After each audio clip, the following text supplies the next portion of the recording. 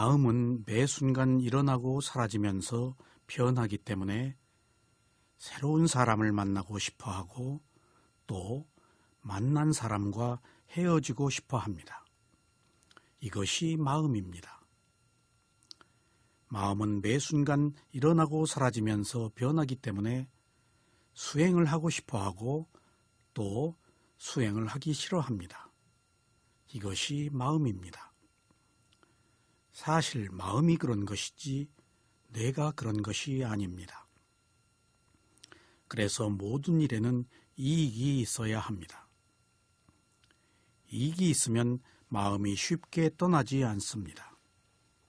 그러나 선한 사람은 선한 것을 이익으로 알지만 선하지 못한 사람은 선하지 못한 것을 이익으로 압니다. 수행자 여러분, 지난 시간에 이어서 좌선이 끝날 때 알아차리는 방법을 말씀드리겠습니다. 지금까지 좌선을 시작할 때 알아차리는 방법과 좌선 중간에 알아차리는 방법을 말씀드렸습니다. 그리고 다음에는 좌선이 끝날 때 알아차리는 방법을 말씀드리겠습니다. 좌선이 끝나면 즉시 몸을 움직이지 말고 좌선을 마무리하는 과정이 필요합니다. 수행은 시작도 좋아야 하고 중간도 좋아야 하고 끝도 좋아야 합니다. 그래서 좌선을 끝내는 과정도 중요합니다. 어느 과정이나 좋지 않으면 좋도록 만드는 것이 바로 있는 그대로 사실을 알아차리는 것입니다. 그러므로 좌선을 끝내면서 해야 할 일이 많습니다. 이러한 알아차림은 다음 위파사나 수행을 위해서 반드시 필요합니다. 좌선을 끝내기 전에 좌선을 하고 있는 자세를 살펴보는 것이 좋습니다. 그리고 몸에 힘이 들어가 있는 부분이 없는지 살펴봐야 합니다. 수행자들이 습관적으로 항상 자세가 한쪽으로 기울 수 있습니다. 그래서 허리가 한쪽으로 굽어 있는지 아니면 고개를 숙이고 있는지 살펴봐야 합니다. 그리고 미간이나 입술, 어깨, 손 등에 힘이 들어가 있지 않은가 살펴보는 것이 좋습니다. 이러한 자세가 계속되면 통증이 생길 수 있으며 집중을 하기가 어렵습니다. 이와 같이 좌선이 끝나고 몸을 알아차리는 것은 습관적으로 다음 좌선 시간에 다시 이러한 자세를 취하지 않도록 하기 위해서 알아차리는 것입니다. 몸의 자세와 몸에 힘이 들어가 있는지를 살피는 것은 몸을 알아차리는 수행을 하는 것입니다. 그래서 좌선이 끝나면 즉시 일어나지 말고 다음과 같이 알아차립니다. 지금 자세가 바른가, 몸에 힘이 들어가 있지 않은가 하고 살펴봅니다. 그런 뒤에 다시 좌선이 끝난 현재의 마음을 알아차립니다. 지금 현재의 마음가짐은 어떤가 하고 알아차립니다. 좌선을 시작할 때 있는 마음을 알아차리기와 좌선 중간에도 일어난 마음을 알아차리기와 하려는 마음을 알아차리기와 아는 마음을 알아차리기를 적절하게 해야 합니다. 그리고 좌선이 끝났을 때도 끝날 때의 마음을 알아차려야 합니다. 좌선이 끝날 때의 마음은 고요함이나 편안함이 있을 것입니다. 이때 이 마음을 알아차리는 것은 좌선을 했을 때의 결과를 아는 것입니다. 만약 좌선을 하고 나서 고요하고 평온한 마음을 알아차릴 수 있었다면 좌선의 이익을 더 분명하게 확인하는 것입니다. 이러한 확인은 다음에 다른 상황에서 좋지 않은 일이 생겼을 때의 마음을 알아차리면 즉시 좌선이 끝나서 경험한 마음으로 바뀔 수 있습니다. 그래서 좋은 기억이 있으면 좋지 않을 때 도움이 됩니다. 다시 말하면 다른 어떤 일로 인해서 괴로움을 겪게 되었을 때 그 순간의 마음을 알아차리면 즉시 좌선을 한 뒤에 경험했던 마음으로 돌아올 수 있습니다. 이미 자신의 마음속에 좌선을 할 때 고요함이 입력되어 있기 때문입니다.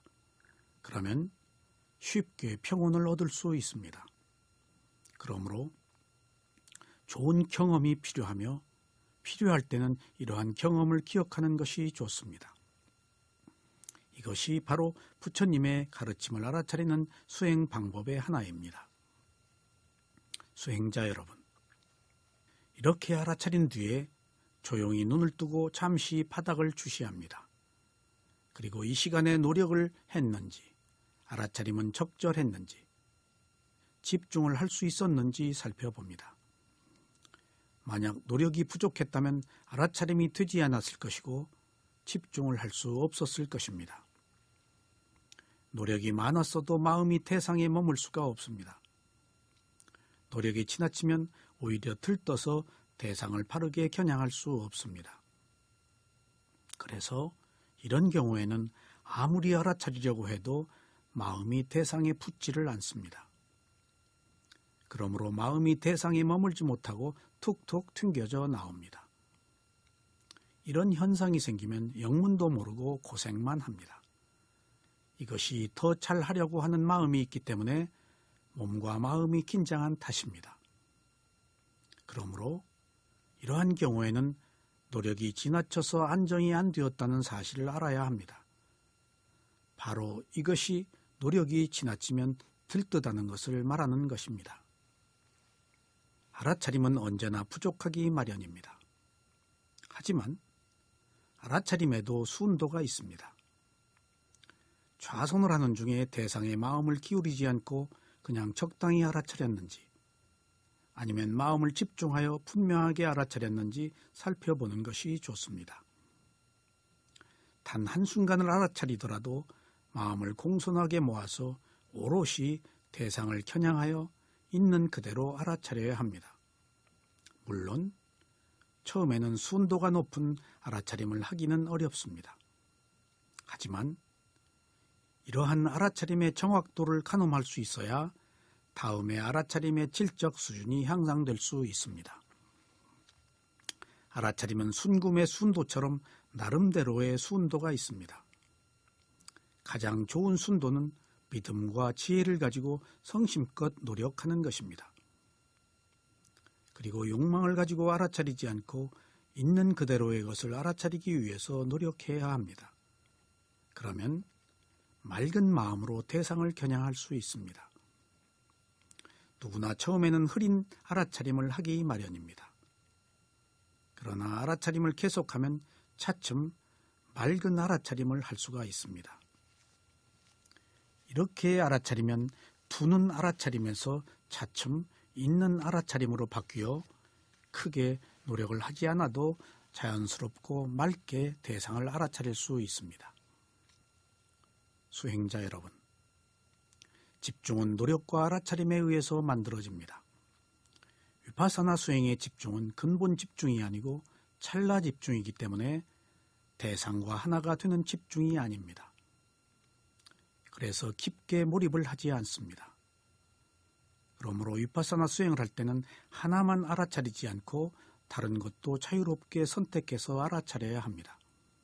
그리고 반드시 대상을 분리해서 알아차려야 합니다. 깊게 몰입을 하지 않으면 수행을 한 것 같지 않을 수도 있지만 이러한 찰나 집중에 의해서만이 지혜가 개발됩니다.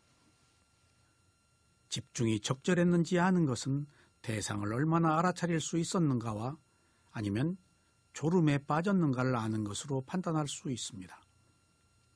알아차림이 적절하지 못하면 집중이 되지 않습니다.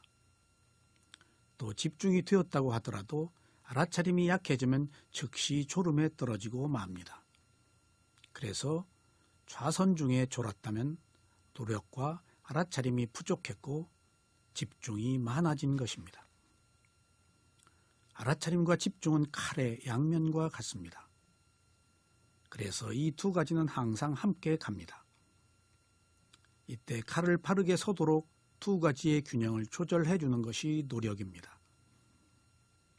칼의 한쪽 면은 알아차림이고 다른 한쪽 면은 집중입니다. 그래서 이 두 가지가 바르게 균형을 이루도록 하는 것이 바로 노력입니다. 이처럼 알아차림과 집중은 매우 미세하게 연결되어 있습니다. 그러므로 노력과 알아차림과 집중의 균형이 적절했는가를 살피는 것은 수행을 바르게 했는가 아니면 바르게 하지 않았는가를 아는 척도입니다. 이렇게 노력과 알아차림과 집중의 균형을 알아차린 뒤에 노력의 많고 적음과 알아차림의 부족과 집중의 많고 적음을 알면 매우 훌륭한 마무리를 하는 것입니다. 마지막으로 지금 내 마음이 어디로 가는가를 알아차립니다. 좌선을 끝냈으면 다음 단계의 동작을 하려는 의도가 일어납니다. 보통의 경우에는 손을 들어서 바닥을 짚으려는 의도가 있은 뒤에 손을 움직입니다. 그러나 이러한 의도를 알아차리지 못하면 좌선을 하고 일어나는 순간부터 그만 알아차림을 놓치고 맙니다. 하지만 이때 이러한 의도를 알아차리면 움직임을 알아차리면서 움직임을 지켜보면 하나의 동작에서 다음 동작으로 옮겨갈 때 알아차림을 지속할 수 있습니다. 위파사나 수행에서 가장 중요한 것이 알아차림이고 그 다음에 알아차림을 지속하는 것이라고 계속해서 말씀을 드렸습니다. 사실 이것이 위파사나 수행의 전부입니다. 그러나 이 말은 좌선을 할 때뿐이 아니고 좌선이 끝나고 나서도 적용되는 말입니다. 보통의 경우에는 하나의 동작에서 다음 동작으로 옮겨갈 때 지속적으로 알아차림을 연계하기가 어렵습니다. 만약 이때 하나의 동작에서 다음 동작까지 알아차림이 지속될 수 있다면 이것은 매우 훌륭한 수행을 하는 것입니다. 이렇게 했을 때 비로소 지혜의 풀이 지펴집니다. 알아차림을 계속하는 것은 나무를 계속 비벼서 풀을 붙이는 것과 같습니다. 이 풀이 번뇌를 소멸시키는 열반의 지혜입니다. 좌선이 끝나서 경행을 하기 위해서 일어나거나 다른 일을 하기 위해서 일어나거나 이처럼 알아차림을 계속하기 위해서는 반드시 하려는 의도를 알아차려야 합니다. 그렇지 않으면 무심히 행동을 해버리기 때문에 알아차림을 지속하기가 어렵습니다. 위파사나 수행을 지도하는 스승들은 하나의 동작에서 다음 동작으로 바뀔 때에도 계속해서 알아차리라고 말합니다. 그러나 이것을 실천하기가 어려운 것이 현실입니다. 이것은 누구나 경험할 수 있는 일인 것입니다. 그러나 지금 내 마음이 어디로 가고 있는가를 지켜보면 자연스럽게 하나의 동작이 끝난 뒤에 다음 동작으로 연결될 수가 있습니다. 이렇게 마음을 낸 뒤에 계속해서 이 마음자리에서 마음이 어디로 가고 있는가를 지켜봐야 합니다. 그러면 연속되는 의도와 그 의도로 인해서 생긴 몸의 움직임이 확연하게 드러납니다. 이것이 사실은 천면에서 알아차리는 것입니다. 이렇게 마음자리에서 마음자리에 마음을 두면 연속적으로 일어나는 모든 것을 알 수가 있습니다. 그래서 하나의 동작에서 다음 동작으로 옮겨갈 때는 반드시 의도를 알아차려야 합니다. 이것이 하려는 마음을 알아차리기인데 이렇게 알아차리기 위해서는 다음과 같이 마음을 내야 합니다. 지금 내 마음이 어디로 가고 있는가? 라는 문장을 통해서 알아차리는 것이 좋습니다. 이러한 문장이 보이지 않는 마음을 알아차릴 수 있는 좋은 토입 과정입니다. 그러면 몸을 일으키기 위해서 손을 들어서 짚으려는 의도가 일어나는 것을 알 수가 있으며 그리고 일어난 동작 등을 자연스럽게 알아차릴 수가 있습니다. 이때 하려는 마음에 계속해서 마음을 고정하면 일어나서 걸어가려는 의도와 걸어가는 몸의 움직임이 자연스럽게 대상으로 나타납니다. 그러면 하나의 동작에서 다음 동작을 알아차리는 것이 자연스럽게 연계가 됩니다. 그러면 좌선이 끝날 때 알아차리는 방법을 요약해 보겠습니다. 좌선이 끝나기 전에 지금 자세가 바른가 하고 알아차립니다. 그런 뒤에 지금 몸에 힘이 들어가 있지 않은가 하고 미간, 입술, 어깨, 손, 허리를 알아차립니다. 그런 뒤에 좌선이 끝난 현재의 마음을 알아차립니다. 지금 마음의 상태는 어떤가? 지금 마음가짐은 어떤가? 하고 두 가지 중에 하나를 통하여 현재의 마음을 알아차릴 수가 있습니다. 만약 이렇게 알아차렸는데도 아무런 마음을 알아차릴 수가 없다면 다음과 같이 알아차려도 좋습니다. 지금 마음이 편안한가? 지금 들떠있지 않은가? 그리고 마음을 알아차렸을 때 빠르게 근심 걱정을 하는 마음이 있다면 지금 근심 걱정을 하고 있네 하고 있는 마음을 알아차리면 됩니다. 그런 뒤에 마지막으로 지금 내 마음이 어디로 가고 있는가 하고 알아차립니다. 그러면 좌선이 끝난 다음에 알아차릴 대상으로 자연스럽게 연결이 됩니다. 지금까지 좌선의 시작과 좌선 중에 알아차리는 방법과 그리고 좌선이 끝났을 때 알아차리는 방법을 말씀드렸습니다. 제가 말씀드린 것은 위파사나 수행을 하는데 기본이 되는 요소들을 말씀드린 것입니다. 꼭 이렇게 따라서 해야 되는 것은 아닙니다.